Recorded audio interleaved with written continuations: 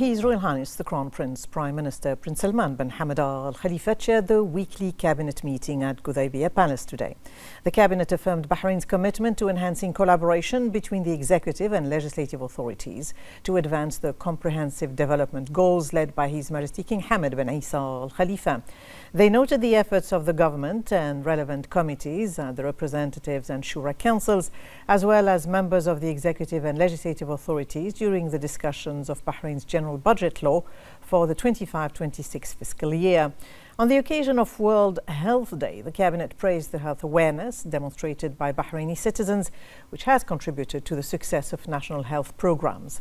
They also celebrated the dedication of Bahrain's medical and health professionals in delivering exceptional health care and treatment services, which continues to be widely appreciated.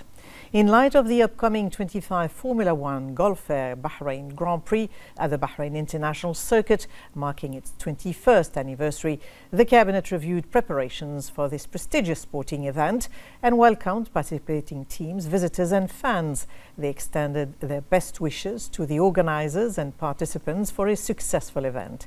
They also praised Saudi Arabia's efforts led by the custodian of the two holy mosques, King Salman bin Abdulaziz Al Saud, and supported by His Royal Highness the Crown Prince, Prime Minister of Saudi Arabia, Prince Mohammed bin Salman bin Abdulaziz Al Saud, in serving Umrah pilgrims during the holy month of Ramadan.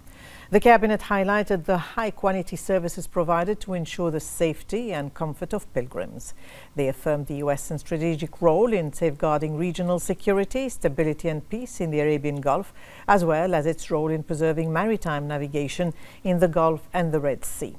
They highlighted the historic and multifaceted Bahrain-US relations and reaffirmed the Bahrain's commitment to strengthening economic and trade ties to increase bilateral trade between the two countries in line with their strategic partnership.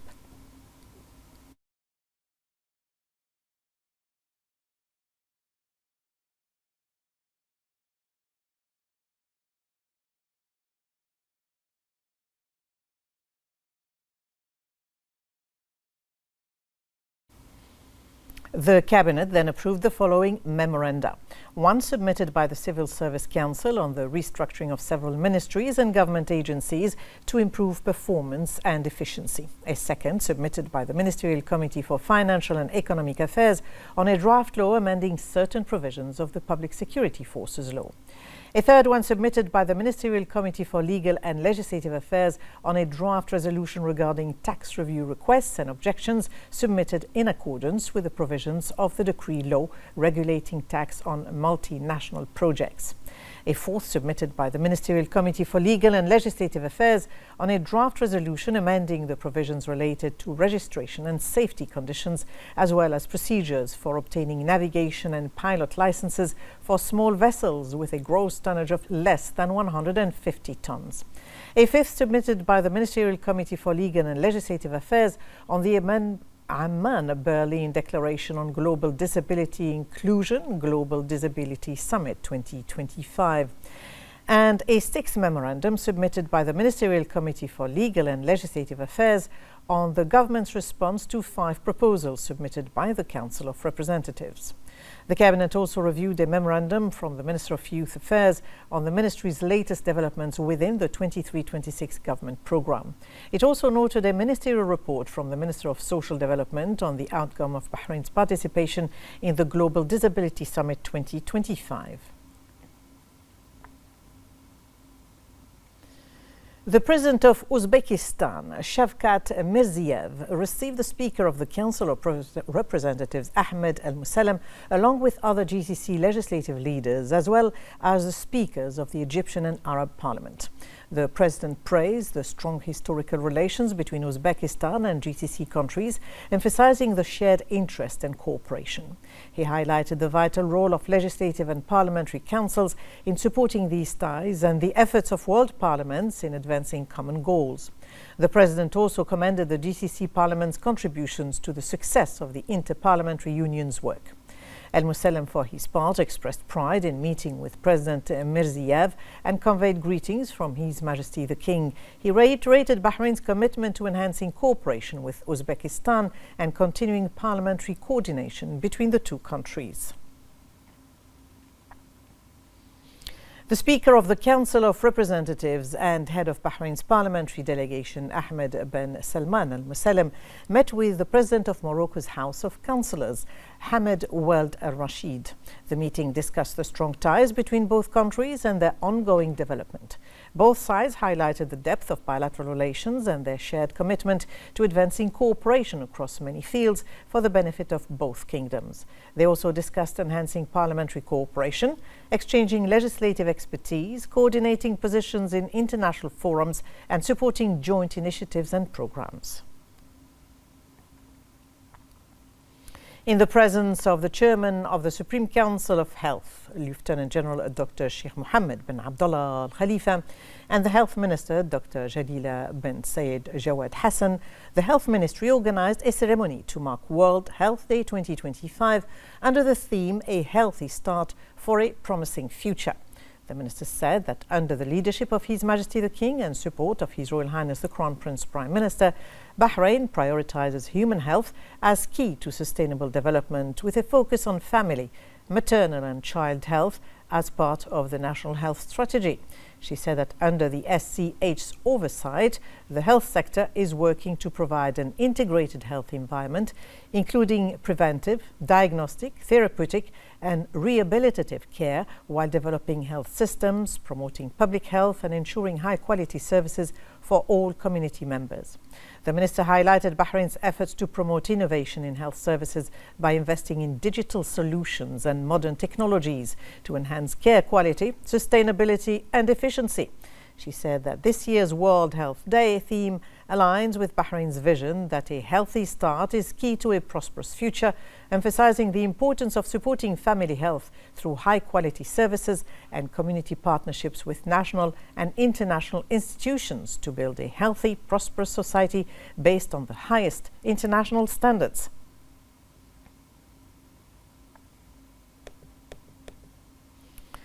The first Deputy Speaker of the Shura Council, Jamal Fakhru, delivered a speech at the fourth conference of the Parliamentary Network of the Non-Aligned Movement in Uzbekistan. He said that Bahrain serves as a model in promoting the Bandung Declaration's values, showcasing its commitment to regional and international stability. He highlighted Bahrain's leadership in promoting peaceful coexistence, noting the UN's recent adoption of Bahrain's initiative to designate January 28th as the International Day for Peaceful Coexistence. He said the UN's endorsement of Bahrain's initiative for the International Day of Peaceful Coexistence reflects the international community's appreciation for Bahrain's pioneering efforts in promoting tolerance and harmony among nations. Fakhru noted that Palestinians have endured over 75 years of occupation and massacres, reflecting the absence of justice and peace. He affirmed Bahrain's unwavering support for Palestinian rights, advocating for an independent state along the June 4th, 1967 borders with East Jerusalem as its capital.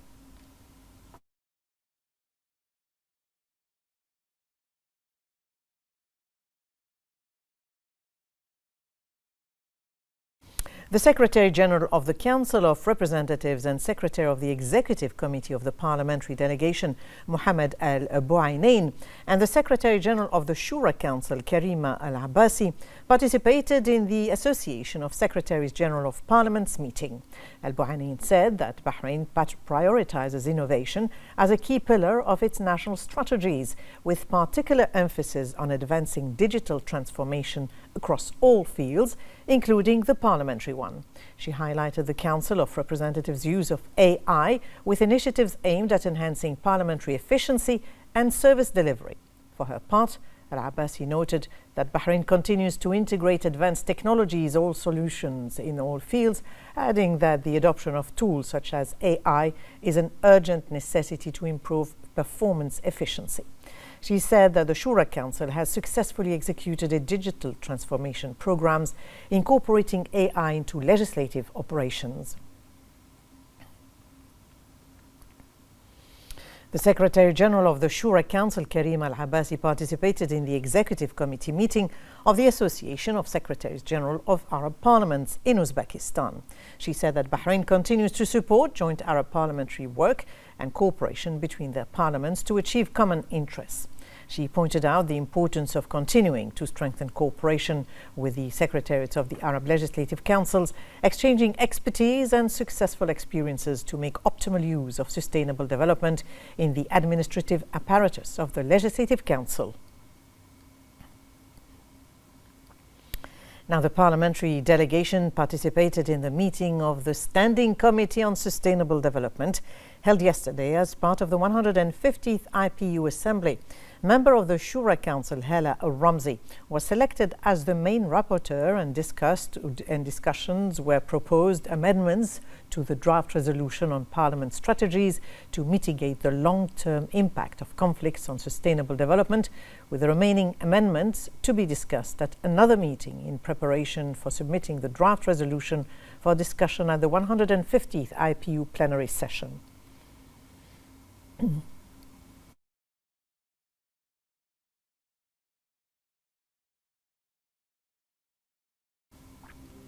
The parliamentary delegation participated in a workshop on the impact of beliefs and social norms on women's health held yesterday on the sidelines of the IPU Assembly.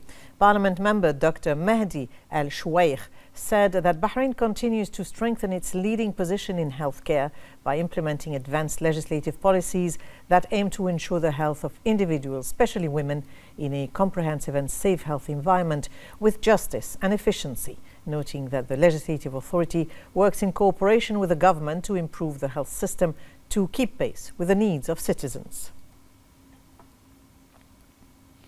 The Bahrain Law and Arbitration Day, organized by the GCC Commercial Arbitration Center, brought together legal experts, arbitrators, and those interested in legal and investment affairs. The forum featured two main sessions, one on legal legislation and dispute resolution in real estate and urban development, and the other on contracting and construction engineering. It also discussed the latest legislation on creating a stable legal environment in the Gulf, highlighting challenges and developments in the real estate and contracting sectors and the need for modernizing legal frameworks.